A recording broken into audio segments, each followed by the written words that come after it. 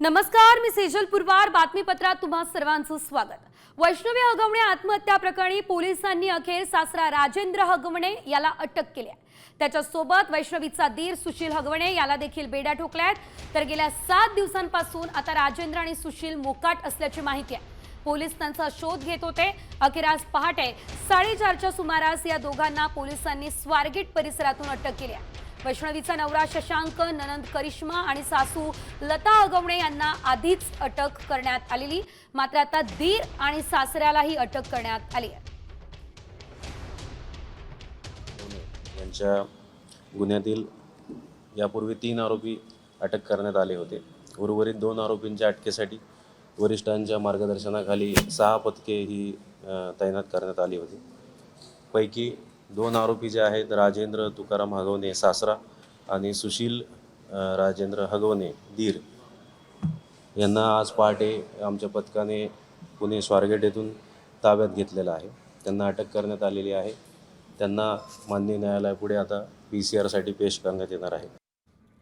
या संदर्भात अधिकची अपडेट आमचे प्रतिनिधी सागर आव्हाड यांच्याकडून घेऊयात. सागर, एकंदरीत आपण बघितलंय की आता या संपूर्ण हगवणे कुटुंबालाच अटक झालेली आहे, मात्र आज त्यांना कोर्टातही हजर केलं जाणार होतं. या संदर्भात काय अपडेट? नक्की मी आता हिंजवडी पोलीस स्टेशनमध्ये आहे आणि हिंजवडी पोलीस स्टेशनच्या लॉकअपमध्ये जे हगवणे कुटुंब आहे, आरोपी सर्वांना ठेवण्यात आलेलं आहे.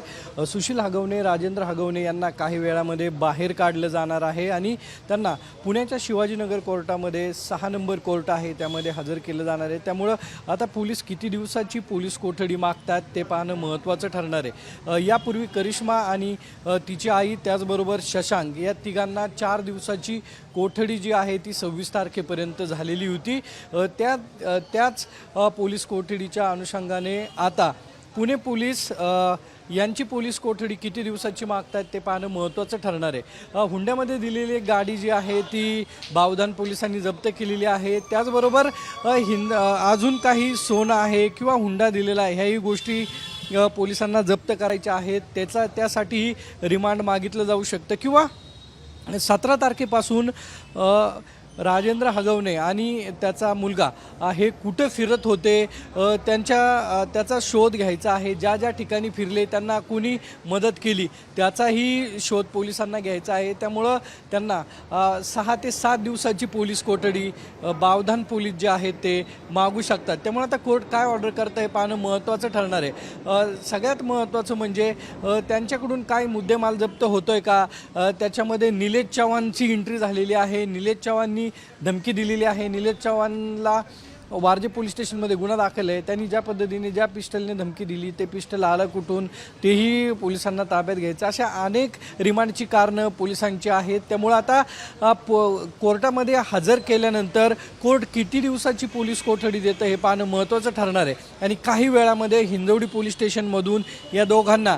शिवाजीनगर न्यायालयामध्ये नेलं जाणार आहे. आणि सर्वात महत्त्वाचं म्हणजे आज अपडेट पुढे देखील घेत राहू. सागर, तुर्तास धन्यवाद दिलेल्या अपडेटसाठी.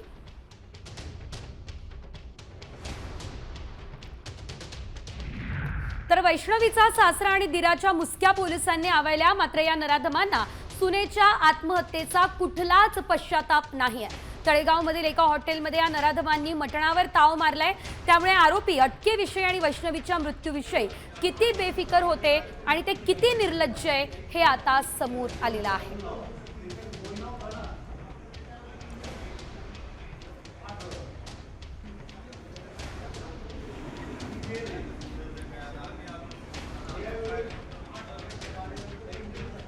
तर मुख्यमंत्र्यांच्या आदेशानंतर राजेंद्र हगवणे आणि सुशील हगवणेला अटक झालेली आहे. गेल्या वेळेसारखी आरोपींनी यंदा VIP ट्रीटमेंट केवळ देऊ नका, माझ्या मुलीच्या मृत्यूसाठी जबाबदार आरोपींवर मकुका लावून कारवाई करा, ही मागणी वैष्णवीचे वडील अनिल कसपटे यांनी केलेली आहे. आदरणीय फडणवीस साहेबांनी जे काय आदेश दिले तर 12 तासात हे आरोपी अटक केले. तर त्यांना अटक केल्यानंतर त्यांना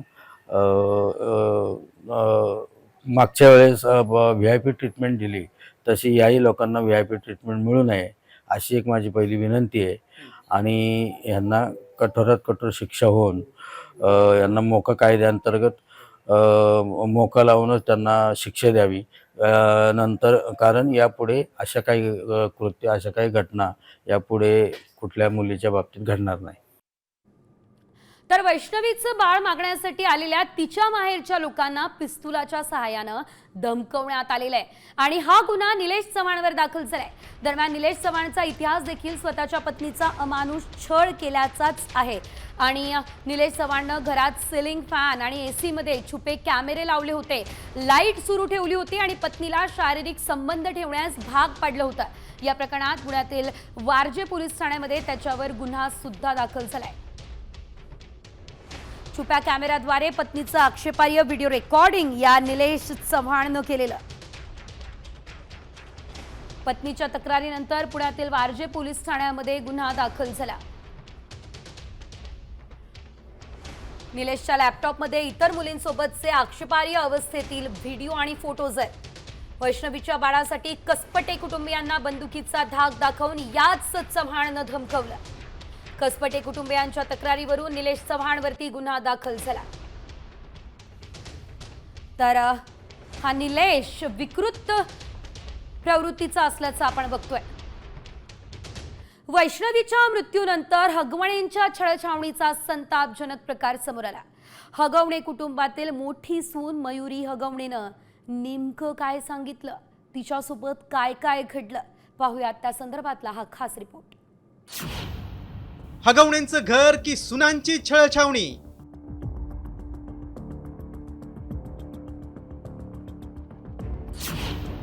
हगवणेंकडून मोठ्या सुनेचाही छळ.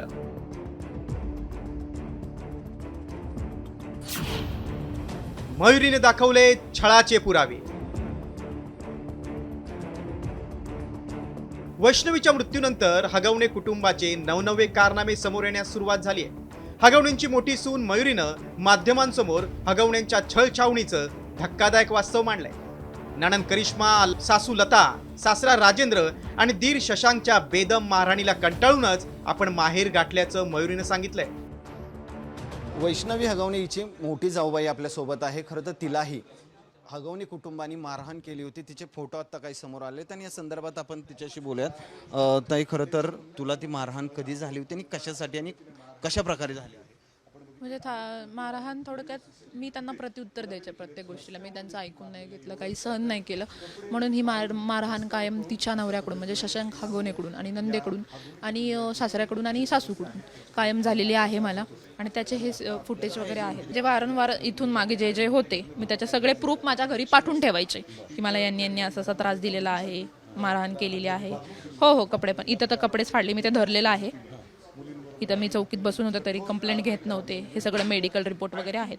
तर अतिशय भयानक आहे. कुठल्या पोलीस स्टेशनला गुन्हा दाखल केला होता? पौड पोलीस स्टेशनला केला होता.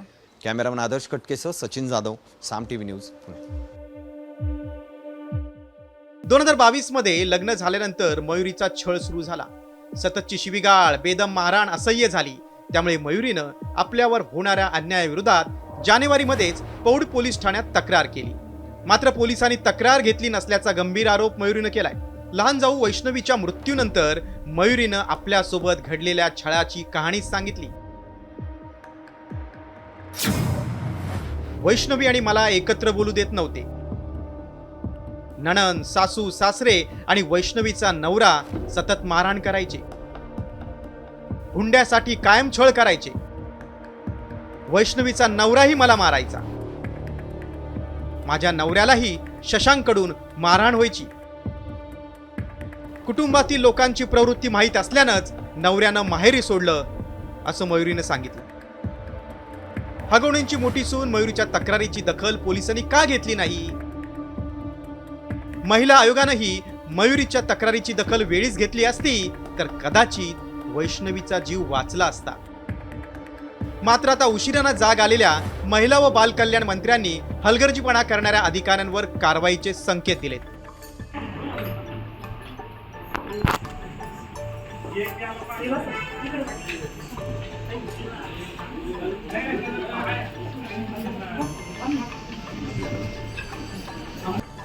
तू पैसे दिले नाही म्हणून तुझ्या मुलीला मारून टाकलं, अशी निर्लज्जपणे कबुली शशांक हगवणेनं दिल्याचा आरोप वैष्णवीच्या वडिलांनी केलाय. मात्र हगवण्यांमध्ये एवढा माज कुठून आला? पोलिसांवर जानेवारीमध्ये कारवाई न करण्यासाठी राजकीय दबाव होता का? असे अनेक प्रश्न आता निर्माण झालेत. ब्युरो रिपोर्ट, साम टीव्ही न्यूज. आणि यासोबत इतर काही मोठे आणि महत्त्वाचे अपडेट जाणून घेऊयात वेगवान स्वरूपात.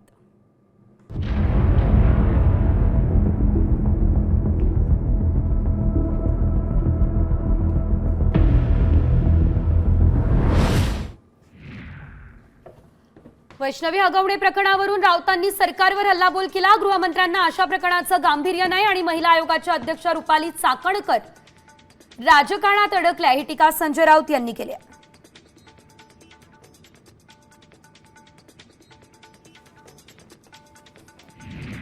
वैष्णवी हगवणे मृत्यू प्रकरणात पोलिसांनी योग्य कारवाई केल्याची माहिती देवेंद्र फडणवीसांनी दिली. हगवणे कुटुंबाला कठोर शिक्षा करणार असं त्यांनी म्हटलं. नियमात बसलं तर आरोपींवर मकोका लावणार असंही ते म्हणाले.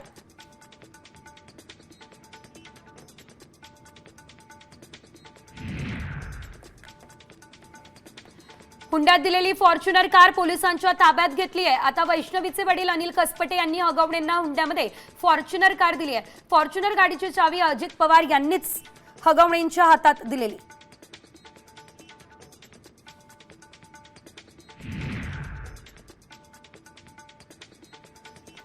वैष्णवी हगवणेच्या बाळाची प्रकृती बिघडली आहे. बाळाच्या अंगावर इंजेक्शन दिल्याचे व्रण आढळले.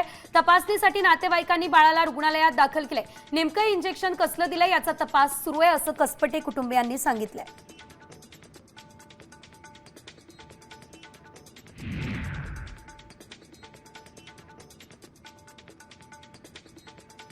वैष्णवीचे मारेकरी क्रूरकर्मा राजेंद्र हगवणे आणि सुशील हगवणेला अटक झाली आहे. वैष्णवीच्या मारेकऱ्यांना फाशी द्या असं ट्विट करत चित्रा वाघ यांनी गृहमंत्री फडणवीसांकडे मागणी केली आहे.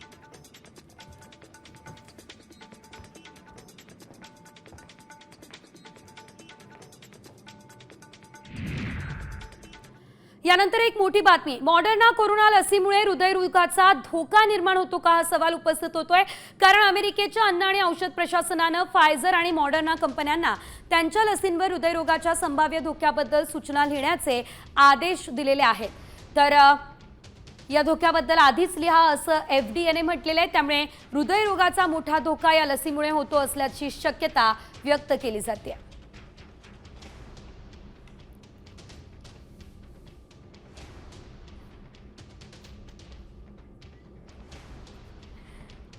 आणि आता बातमी पावसाची. राज्यासाठी पुढील 24 तास धोक्याचे असणार आहे. अरबी समुद्रामध्ये कमी दाबाचं क्षेत्र सक्रिय झालंय. कोकण पट्टीसह मुंबईमध्ये प्रचंड पावसाचा इशारा देण्यात आलाय. पुढील 2 ते 4 दिवस गुजरात आणि महाराष्ट्रात रेड अलर्ट जारी झालाय. समुद्रकिनारी भागातील मच्छीमारांना समुद्रात न जाण्याचा इशारा दिलाय. गेल्या 4 दिवसांपासून राज्यभरात मान्सूनपूर्व पावसाची जोरदार बॅटिंग सुरू आहे.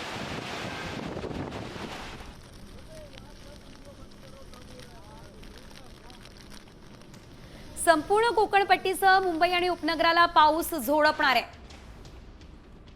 अरबी समुद्रात कमी दाबाचं क्षेत्र सक्रिय आहे. चक्रीवादळ धडकणार आहे. रायगड आणि रत्नागिरीसाठी रेड अलर्ट जारी करण्यात आलेला आहे. 2 ते 3 दिवसात मान्सून केरळमध्येही दाखल होणार आहे. किनारपट्टी भागात मच्छीमारांना न जाण्याचा इशारा देण्यात आलेला आहे.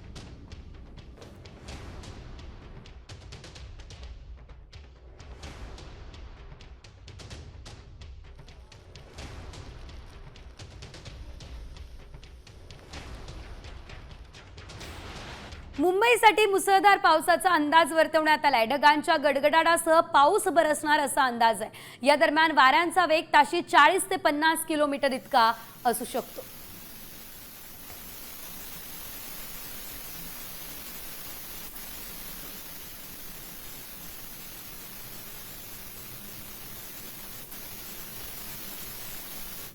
यानंतर पुन्हा वळूयात वेगवान घडामोडींकडे. पुणे शहरात सकाळपासून पावसाची रिपरिप सुरू आहे. शहरामध्ये सर्वदूर पहाटेपासूनच पावसाची संततधार आहे. काल रात्री काही भागात मुसळधार पाऊस झाला. त्यानंतर आज सकाळपासून शहरात पावसाची हजेरी दिसते. पुण्यात पुढील 2 दिवस हवामान विभागानं अलर्ट सुद्धा जारी केलेला आहे.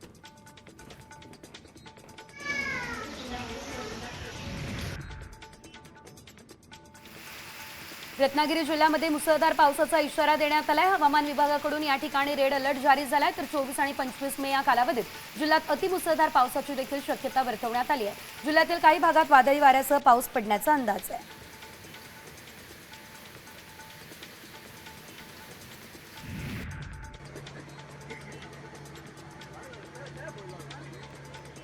सिंधुदुर्ग जिल्ह्याला मुसळधार पावसानं आता झोडपलंय, त्यामुळे अनेकांच्या घरात पाणी शिरलेलं आहे.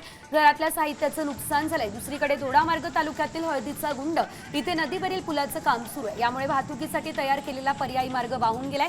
यामुळे तळेखोल, विर्डी या गावांचा संपर्क तुटलाय.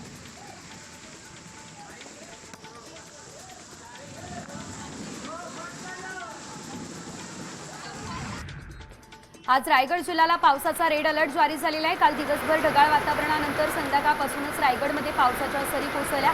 आजही ढगाळ वातावरणासह पाऊस सुरू आहे. दरम्यान 24 आणि 25 मे रोजी ऑरेंज अलर्ट असणार आहे.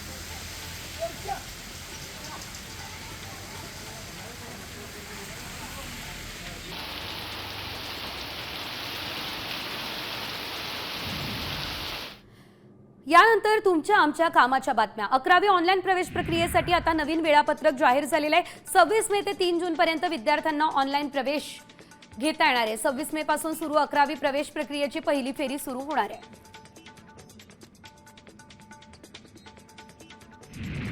हॉवर्ड विद्यापीठाच्या आंतरराष्ट्रीय विद्यार्थ्यांना प्रवेश देण्याची पात्रता रद्द झाली आहे. गृहसुरक्षा विभागाकडून विद्यापीठात सुरू असलेल्या चौकशीचा भाग म्हणून हे पाऊल उचललं गेलंय.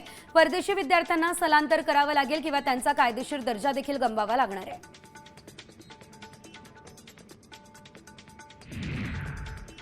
प्रवाशांची वाढती गर्दी लक्षात घेता पश्चिम रेल्वेने बांद्रा टर्मिनस ते जयपूर दरम्यान विशेष वन वे सुपरफास्ट गाडी चालवण्याची घोषणा केली. त्यामुळे मुंबई ते जयपूर या दरम्यान प्रवास करणाऱ्या प्रवाशांना मोठा दिलासा मिळेल.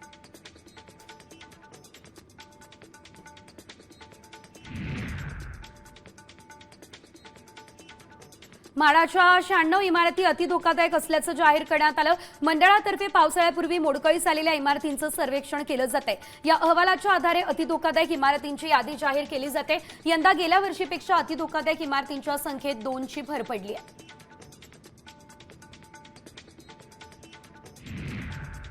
ई रिक्षाची सेवा उपलब्ध झाल्यापासून माथेरानला पर्यटकांची संख्या मोठ्या प्रमाणात वाढली. सुरक्षित, स्वस्त आणि कमी वेळात जाण्याची सोय सर्वांना लाभल्यानं या सेवेचा अधिक लाभ घेतला जातोय.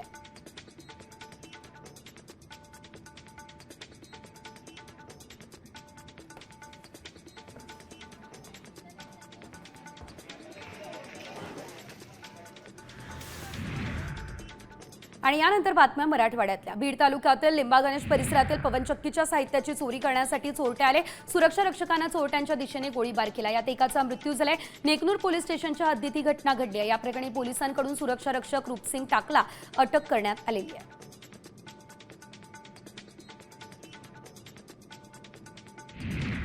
धाराशिव जिल्ह्यात 32.2 मिलीलीटर इतक्या पावसाची नोंद झाली आहे. गेल्या 24 तासात 7 महसूल मंडळांमध्ये अतिवृष्टी झाली. यामध्ये बेंबळी, पाडोळी आणि शेगाव शिवाय उमरगाव, माकणी या महसूल मंडळांचा समावेश आहे. दरम्यान काही भागात पावसामुळे मोठ्या प्रमाणात नुकसानही झालंय.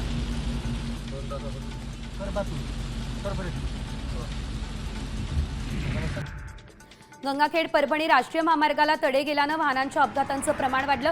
संबंधित ठेकेदारानं आता या रस्त्याचं काम दर्जाहीन केलेलं आहे आणि या रस्त्याला ठिकठिकाणी भेगाही पडल्या. याकडे प्रशासनानं दुर्लक्ष केल्याचा आरोप आहे.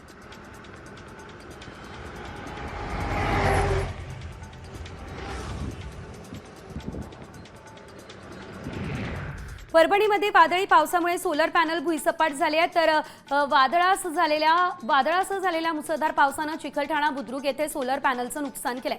सोलर पॅनलचे 6 प्लेट उडून गेलेले आहेत. मोडतोड झालंय, त्यामुळे आता मोठं नुकसान झालंय. शेतातील पाणी पुरवठा बंद झालाय. शेतकऱ्यास भरपाई द्यावी अशी मागणी शेतकरी करतायत. जालन्यात डीएपी खताचा तुटवडा निर्माण झाला. जिल्ह्यात केवळ 4187 मेट्रिक टन खत शिल्लक आहे. त्यामुळे काळा बाजार होण्याची शक्यता आहे. दरम्यान कृषी विभागानं खरीप हंगामासाठी कृषी आयुक्तालयाकडे 2,77,000 मेट्रिक टन खताची मागणी केली आहे.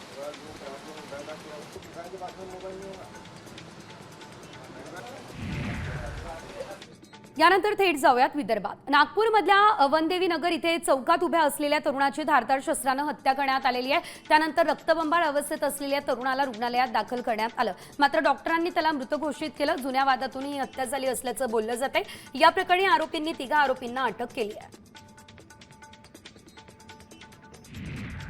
बुलढाणा जिल्ह्यात मे महिन्यात धुक्याची चादर पसरली. बुलढाण्याच्या राजूर घाटात सर्वत्र धुक्याची चादर दिसली. त्यामुळे आता वाहनधारकांना वाहनं चालवताना मोठी कसरत करावी लागते.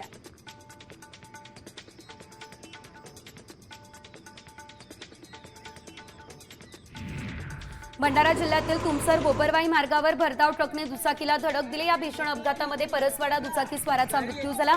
अपघातानंतर ट्रक चालक फरार आहे. अपघातानंतर काही काळासाठी वाहतूक ठप्प झाली. या प्रकरणी तुमसर पोलीस ठाण्यात अपघाताचा गुन्हा दाखल करण्यात आलेला आहे.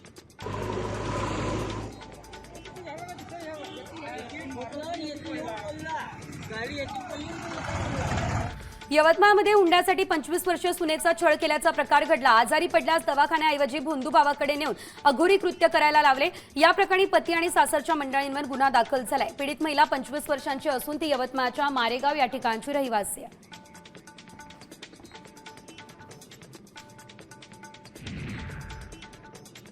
यासोबत बुलेटिनमध्ये अगदी छोटासा ब्रेक.